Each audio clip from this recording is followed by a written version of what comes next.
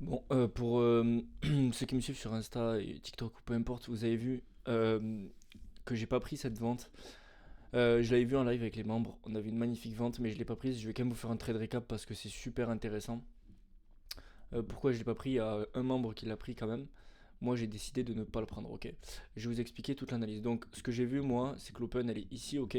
Et donc, j'avais premièrement deux possibilités. Encore une fois, à chaque fois, le marché va liquidité en liquidité. Donc, on a la buy side, la sell side. Soit il vient récupérer la buy side pour aller chercher la sell side, soit d'avoir la sell side pour aller chercher la buy side, ok. Je vais pas entrer dans les détails non plus, c'est juste un trade récap. Donc, moi, ce que j'ai vu, c'est qu'on avait toute pleine liquidité ici qu'on n'avait pas récupéré, ok. Dans un gap en 1 heure, ok. Ensuite, au sud, on avait des liquidités là, avec un gap en 1 heure ici. Donc en fait, deux possibilités. Soit à l'open, on était comme ça, soit on venait récupérer ça pour aller plus haut, soit récupérer ça pour aller plus bas. Et vous le voyez, il a décidé de récupérer ça pour aller plus bas. Honnêtement, je pensais pas que juste ça allait suffire pour faire ce gros mouvement, mais c'est parce que on a une annonce de Lagarde qui a dit qu'il pourrait y avoir une guerre commerciale avec les États-Unis. Bref, vous commencez à entendre les mêmes histoires. Donc, ce que j'ai vu après avoir pris cette liquidité là dans ce gap en 1 heure, je suis descendu en petite unité de temps. Ce que j'ai attendu, c'est d'abord une inversion de ce gap en 2 minutes. Donc, comme je l'ai dit, j'hésitais à rentrer direct à l'inversion en 2 minutes. Ici, il y avait une belle entrée, comme on m'aura pris d'ailleurs, mais moi, je préférais être sûr et attendre la cassure de cette structure. Comme je l'ai dit, c'était un peu risqué, mais la dernière fois, ce qu'il faut regarder, c'est pas uniquement les opportunités qu'on rate et qui passent, il faut aussi regarder quand on ne prend pas le trade et qu'on évite un SL. Et la dernière fois, c'était le même scénario. On avait une prise de liquidité, on avait une inversion en 2 minutes, on n'avait pas cassé la structure en 5 minutes, et au final, on est allé plus haut, prendre plus de liquidité pour aller plus bas. Donc la dernière fois, j'ai évité un SL, donc là, ben, on peut se dire, putain, mais t'aurais pu TP, etc. Ouais, mais la dernière fois, j'ai évité un SL.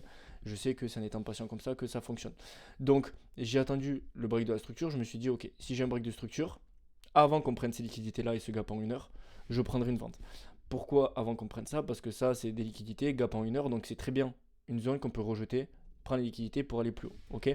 Maintenant, vu qu'on avait déjà pris pour moi la buy side, euh, c'est sûr qu'on pouvait chercher une vente même après avoir pris ça. Mais honnêtement, je pensais que ça allait quand même potentiellement réagir pour aller plus haut. Et après, je cherchais potentiellement un achat ici, j'ai jamais eu confirmation, donc ben, j'ai jamais acheté tout simplement.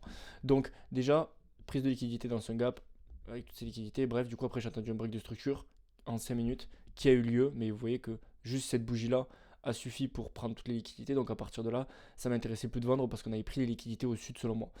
On a quand même réagi sur ce gap en 5 minutes pour aller plus bas. Et vous voyez, on a coulé. J'avais dit également autre possibilité. Donc ici, on a le previous daily low. Donc autre possibilité que je voulais, où je pouvais vendre et que j'allais avoir un beau setup, c'est si la 1 heure clôturait en dessous ici. Je vais vous enlever tout ça parce que c'est un peu chiant. Donc une fois qu'on avait pris ces liquidités là, j'attendais que la 1 heure clôture me montre une clôture en dessous de ces lots ici et de ce gap qui me montre que ok, la prochaine liquidité qui va les viser c'est celle-ci. Le problème c'est que vous voyez la clôture a eu lieu tout en bas, j'ai eu aucun pullback. Honnêtement pour vendre après, j'aurais pu vendre sur ces gaps en 5 minutes mais j'ai eu aucun pullback. Et une fois qu'il a pris le previous daily low, je me suis dit il a fait le mouvement, c'est tant pis, c'est sans moi. Là il a l'air de se diriger tout droit vers ce gap en daily, ok. Donc ce sera potentiellement une zone intéressante d'achat pour demain. Mais dans tous les cas, la vente, je l'ai ratée. J'ai été patient. La dernière fois, j'ai évité en SL en attendant la cassure de la structure. La cassure a eu lieu et directement après, j'ai eu aucune entrée possible. Donc voilà, c'est tout pour ce trade récap. C'était Max et ciao tout le monde. Et vous, si vous voulez trader en live avec moi, vous avez le lien en description.